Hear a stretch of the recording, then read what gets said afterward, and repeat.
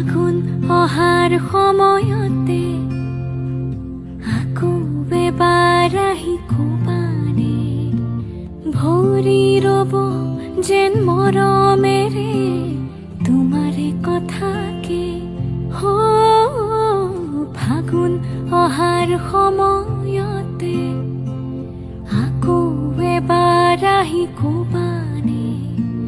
ভৰি ৰব যেন মৰমেৰে তোমাৰে কথাকে